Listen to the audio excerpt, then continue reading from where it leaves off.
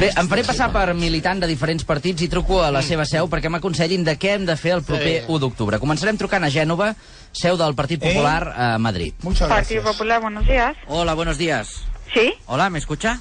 Sí. Ah, mire, yo llamo de Cataluña. Era a ver si puedo hablar con alguien que me diga qué es lo que tenemos que hacer el 1 de octubre. Si tenemos que ir a votar, si No, ya lo dijo el presidente. Ya, pero ahora el de la Unión Europea ha dicho que va... No, nada.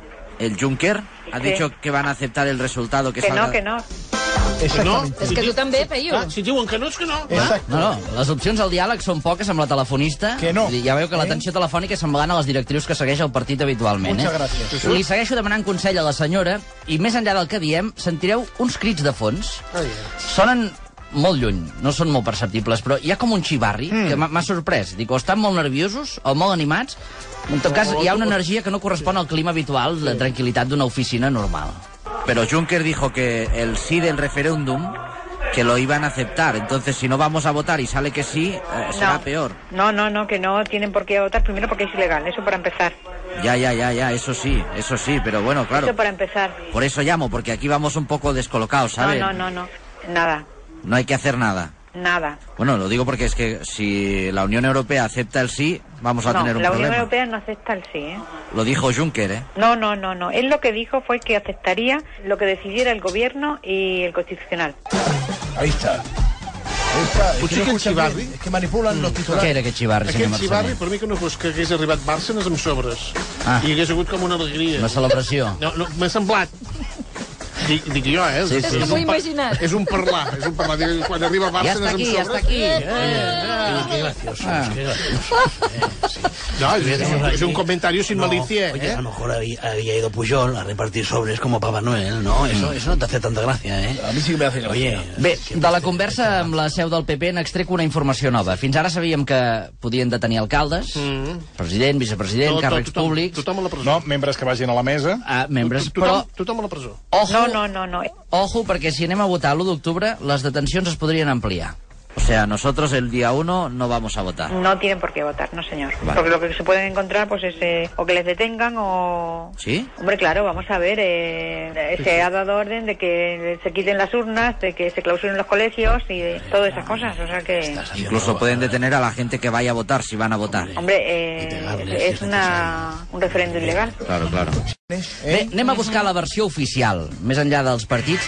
Què ens aconsella la Moncloa? Bona pregunta. Sí, què ens aconsella el govern d'Espanya de cara a l'1 d'octubre? Usted ya está aquí. Presidencia, buenos días. Hola, buenos días. Hola. Mire, yo le llamo de Cataluña. Era a ver si puedo hablar con alguien que me asesore un poco de qué tenemos que hacer los ciudadanos el 1 de octubre. No sé, es que aquí ¿quién le va a asesorar? Bueno, esto es el gobierno de España, ¿no? Ya, pero yo qué sé. L'has espantat i tot amb la pregunta. Sí. Com que no sap qui ens pot assessorar, ja ens assessorarà ella mateixa. Molt bé. Atenció que la recomanació que ens farà ara aquesta dona... Moncloa, eh? Sí. Exacto. És inèdita, precisament sabent que surt de la Moncloa. No sabemos qué hacer la gente, porque si no vamos a votar y se hace el referéndum y gana el sí, entonces si los del no hemos ido a votar... Pues entonces tendrá que ir a votar que no. Esto sería lo lógico. Claro, es que, a ver, no sé si van a permitir que se lleve a cabo, pero si hubiera esa posibilidad, usted cree que no, pues entonces vaya a votar que no. Veus que bé? Claro, O sigui, estem parlant amb la Moncloa, govern d'Espanya. Sí, és que estic en estat de xoc. T'estan dient que... Votar... Que no. Vota no. Vota que no. Si hay cosas, haga cosas. O sigui, la seguretat aquesta sembla que té el... I ja tal. Sí, la seguretat que té el Rajoy i companyia, que reiteren cada dia que no es celebrarà, no ha calat igual a tot arreu. Es veu que aquesta senyora... Bueno, ens recomana això. Per cert, tampoc sóc el primer que truca a la Moncloa demanant per aquest tema. A ver, aquí ha llamado mucha gente también haciendo propuestas, que por qué no votamos el resto de España si queremos que Cataluña siga anexada o no. Claro, aquí cada uno suelta una...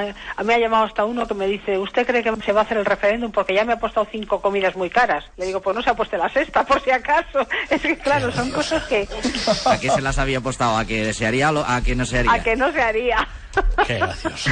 Pero yo, ¿usted cree que va a ser? Porque llevo 5 comidas apostadas. Y digo, bueno, pues es que no sé. Sí, la senyora recomana... La senyora de la Moncloa recomana que no s'aposti una sisena àpat apostant que no es farà el referèndum, Perquè podria ser que es fes, diguéssim, que no t'hi juguis un sopar perquè podria ser que es fes. moltíssimes gràcies. Recordeu això, que segons la Moncloa, si voleu que Catalunya continuï dins d'Espanya, doncs aneu a votar que no.